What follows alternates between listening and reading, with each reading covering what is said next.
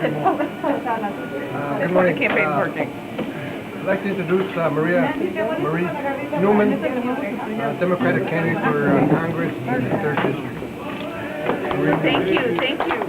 Well, first of all, thank you for letting me intrude on your lovely breakfast. I'm sorry I'm not a big force into this, so I appreciate it. So Augie has shared with me that it's the intention of the council to endorse me, and I just have to tell you, first of all, I'm so pleased and honored that you would do that, so thank you so much.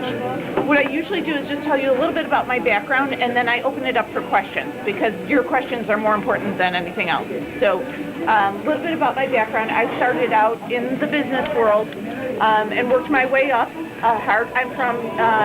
I was born in the Beverly area. Everybody knows the Beverly areas, and then I lived in Palos, and now I live in LaGrange. So I've always lived in the 3rd District, pretty much, give or take. My background is business, nonprofit. I ran a national nonprofit for bullying for a few years. I've also done a lot of rights advocacy around small business, working families, cancer clinical trials, as well as gun safety. And when I say gun safety, I believe that we can have both the Second Amendment as well as some safety laws that will help us stay safe. So that's the work that I've done. So I was recruited last fall to run by several groups: Moms Demand Action, a Small Business Alliance, and a wide variety of friends. So at that point, I started to consider it and thought, but let's understand if this is a doable thing, because it's the Lipinskis, right? They've been there for 4 decades. Why would I think that I could beat Lipinski? Well, we can. So it's in the numbers. We can beat the Lipinskis. And that's really why I accepted the challenge. So fast forward to January 1st, I shut down my business so that I could do this and run and understand everybody's perspective. So what I started at that time was my meet and greet tour that started at a restaurant like this on January 7th, and I've now met with 4,000 people throughout the district in much the same fashion, with 10, 20, 30 people, sometimes 150 people, and understand what they want and need so that it is in alignment with what I can do. So I have now had my 104th meet and greet. So I've met with over 4,000 folks throughout the district in every single neighborhood, pretty much. So I am pleased to say that what I learned in the numbers when I did my first investigation and when I talk to folks, it all lines up. And it's really easy. Working families need a bridge. We need a livable wage.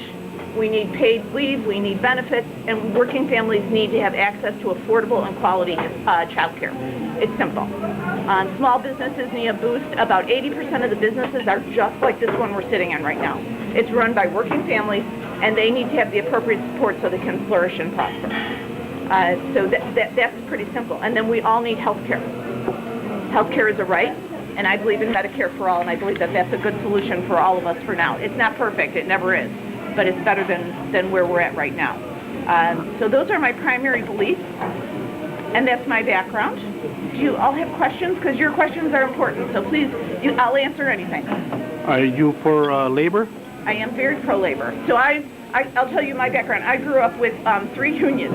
I grew up with teachers, nurses, and ComEd installers. I have 15 cousins that are ComEd. Isn't that funny that they're all in my family? So yeah, that's so I know I'll never be as knowledgeable as you all are on unions, but I'm learning a lot. And so if I ask stupid questions, be patient with me, okay? I have 3 issues. Sure. One is voting, the other one is immigration, and the other one is the tax bill cut. Congressman. Yeah. And sure. Can I tackle immigration first? Okay. Okay, good. That's very important to us. Yeah, so I believe, well, let's be clear on Mr. Lipinski's record on immigration. It's horrible, and it's horrific. It is absolutely horrible. He just voted for case law, which is the awful law that profiles folks, which I will never tolerate. He also has been anti-DACA until he found out he was being primary. I don't know if you all know this, we have the highest concentration of DACA kids in our district compared to any district in Illinois. So wow. DACA is very important too, and it's important to me and my family, by the way. I'm personally touched by that. So I'm very supportive of a path to citizenship, no matter what the circumstances. I am very supportive of our immigrant community, because you know what? We're all immigrants, right? There's no one that was from here originally. So Mr. Lipinski's record stands in direct contrast to that. He voted for case law. He's been anti-DACA. He refused to let the Syrians in 2015 and continues to create hardship for people. And you know, this gets down to a really simple moral question. And the difference is that I believe in keeping families together, and he believes in tearing them apart. It's that simple. That's what I like to drill down to what it is, and that's what it is. So that's immigration. Your second question was, Bill? Groping. Groping. Everybody's groping in Washington. Yeah. Horrible. And as a woman, Yeah. congresswoman, Yeah. I think it should be. Although I've got a really good right hook, so no, it is horrible, and I think the moral fabric of our politics in many industries. And I will tell you, when I was a young woman, it did happen to me. Just to be clear, and I did right hook them, by the way, and I had really long claws then, so I was a little mean about it, but. That might come back to haunt me. But the reality is that stuff has to stop. And I would be a very outspoken voice for that in Congress. Not just for women, but for everyone, children, everybody. So that's great. And then the third one. Yeah. Taxation. Disgusting. Taxes. Sure. So this tax bill is horrible. Everyone understands that, right? That this is horrible for the middle class. It is a gigantic tax break for the 1%, and I will not tolerate it, and I will not support it. And it's also hard on unions, too. I am not a fan of the current tax bill. Do I think we could benefit from consolidating and making our tax code better? Yes, but this is not the one. Other questions?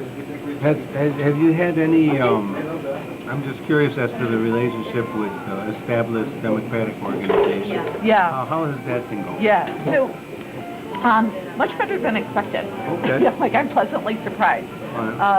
So I have a wide variety of support everywhere from at the local level, everything from school boards on up, really. Some of the aldermen are being quietly helpful. I have state reps that are endorsing me, and I have state senators that will be endorsing me, and then at the federal level, several of the congressionals are being quietly helpful and will come out later. So it's been somewhat receptive. Yeah, I mean, I thought that it was just going to be that all of them sit out and that I would be ignored, and it's kind of opposite of that. What's the percentage of the district in the city, Chicago proper? Population-wise or voting-wise, about 38%. So Yeah. 38% is in Chicago, Yeah. and the rest is Suburbs, yeah. So it's significant. I understand CNN publishes 10 races in this country to watch. Yeah. And you're number 3 or 4, I Yeah. think. And Yeah. I wonder why.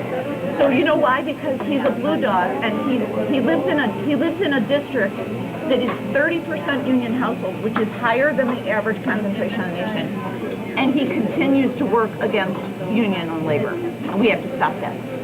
So CNN, the reason that they put me on that list is because I am running a very viable campaign. And just so you all know, this race is very winnable. So my poll has him at a re-elect number of 38%. And after you go through all of the negatives on both sides of the aisle, my aisle and his aisle, I win by 6 points. So they know that. The national reporters know that. So this hasn't ever happened before. This is a very winnable race. He's already published 4 leaderships, flyers already. I gave him to Ray. Yeah, I gave it 0 from you. Yeah. So we won't spend money till January 1, just so you know. Don't expect it, because we'll let him spend all his money with all of his nonsense, and then we'll spend money January 1. Okay. Yep. Yeah, no. And if you have any other questions around that, I'm glad to answer. Yeah. It's a good point. Yeah. Any question? Yeah, we're going to have a class. I'm going to take a picture with her, yeah.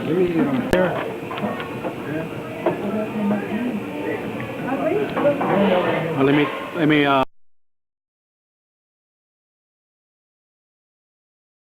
Urges its members, family members, friends, and organized labor to give Maria Newman the vote based on her extraordinary experience in politics and government. Thank you very much. Thank you so much. Thank you very much.